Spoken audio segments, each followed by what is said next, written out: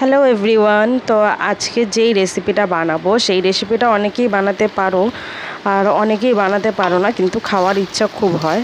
তো যারা বানাতে পারো না তাদের উদ্দেশ্যেই আজকের এই ভিডিওটা। তো এখানে দেখো মোচা নিয়ে নিয়েছি। মোচাটা একটুখানি বাজার থেকে কেনার সময় দাঁতে কামড়ে নিলেই ভালো বোঝা যায় মোচাটা তিতো কিনা। তো দেখো মোচার প্রথমে খোলাগুলোকে ভালো করে ছাড়িয়ে নিয়েছি। ভালো করে ছাড়িয়ে নেওয়ার পরে ওর মধ্যে দিকে দেখো এরকম যেগুলো বেরাচ্ছে তার মধ্যে দিয়ে এই পাতলা পাতলা ডাঁটিগুলোকে আর একদম হালকা একটা খোলসের মতো থাকে সেইটাকে বার করে নেব সব কটার মধ্যে দিয়েই। দেখতে পাচ্ছ এখানে এই সাদা ডাঁটিটা রয়েছে আর ঠিক তার নিচের দিকেই দেখো এরকম সাদা অংশটা যেটা রয়েছে সেটা বার করে ফেলে দেব। সব কটারকে এরকম করে বেছে নেওয়ার পরে সবশেষে যেটা বেঁচে থাকবে দেখো এখানে বাছা হয়ে গেছে একেবারে।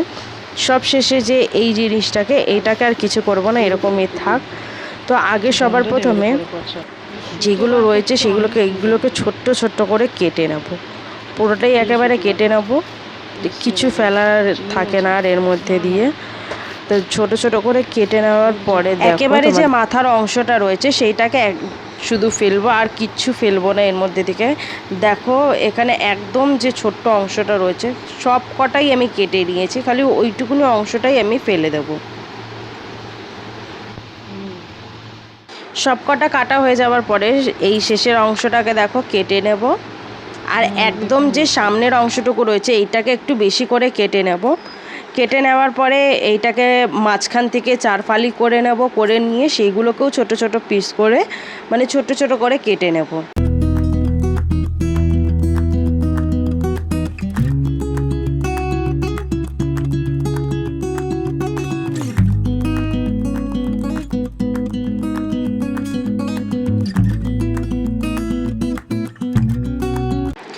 পুরো মোচাটা কাটা হয়ে গেলে জলের মধ্যে মোচাগুলোকে রেখে নিয়ে সামান্য পরিমাণে হলুদ দিয়ে ভিজিয়ে তোমরা আগের দিন রাত্রের বেলাও রেখে দিতে পারো, যদি পরের দিন কাটতে বেশি ঝামেলা মনে হয়।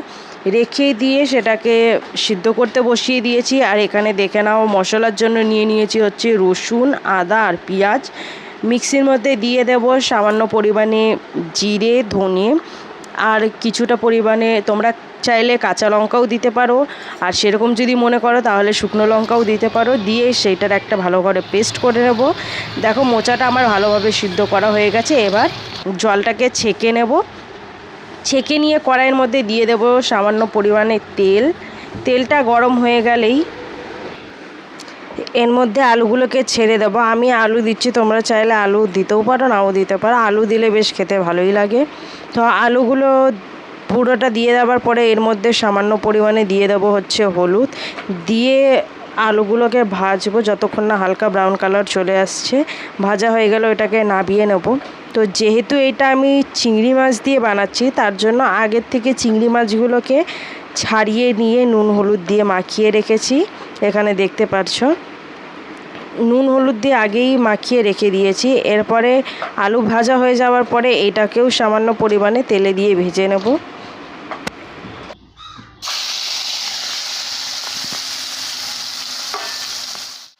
চিংড়ি মাছটা 2 থেকে 3 মিনিটের মতো নাড়াচাড়া করে নিলেই দেখবে এর মধ্যে থেকে জল বের হয়। ওর জন্য আমি এখন আর নুনটা দিচ্ছি না। জলটা বেশ ভালো পরিমাণে শুকিয়ে গেলে তার মধ্যে ওর মধ্যে সামান্য পরিমাণে নুন দিয়ে আবারও 2 থেকে 3 মিনিটের মতো নাড়াচাড়া করে নেব। নাড়াচাড়া করে নেওয়ার পরে নামিয়ে নেব। চিংড়ি মাছটা বেশ ভালোভাবে ভাজা হয়ে গেছে, এরপরে নামিয়ে নেব। এরপরে দিয়ে দেব তেলের মধ্যে শুকনো লঙ্কা, 2টোর মতো তেজপাতা, সামান্য পরিমাণে সাদা জিরে দিয়ে একটুকুনি নাড়াচাড়া করে নেওয়ার পরে এর মধ্যে দিয়ে দেবো হচ্ছে কেটে রাখা পেঁয়াজ। আমি সামান্য পরিমাণেই দিয়েছি, অর্ধেকটা পেঁয়াজ দিয়েছি।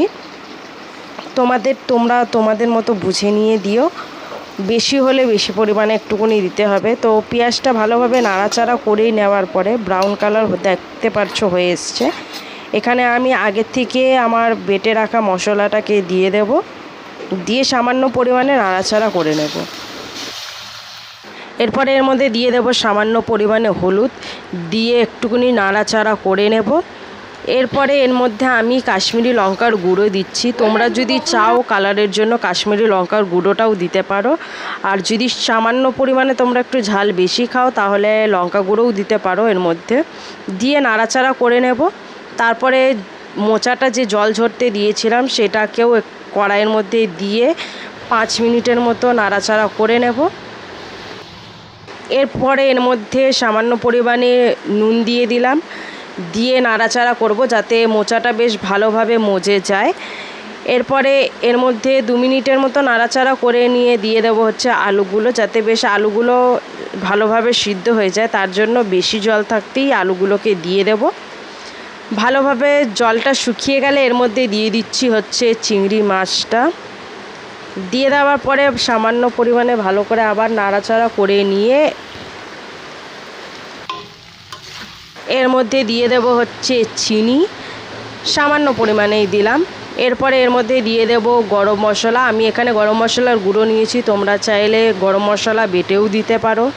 সব শেষে দিয়ে দেবো এর মধ্যে ঘিটা আমি বড় চামচের 2 চামচ দিচ্ছি, তোমরা চাইলে একটু বেশিও দিতে পারো কারণ খেতে বেশ ভালোই লাগে। তো সব শেষে 2 মিনিটের মতো নাড়াচাড়া করে নাবিয়ে ফেলেছি। দেখো মোচাটা দেখতে খুব ভালো হয়েছে। অবশ্যই তোমরা এই রেসিপিটা বাড়িতে ট্রাই করো, আর like comment share and subscribe করে যেতে ভুলো না।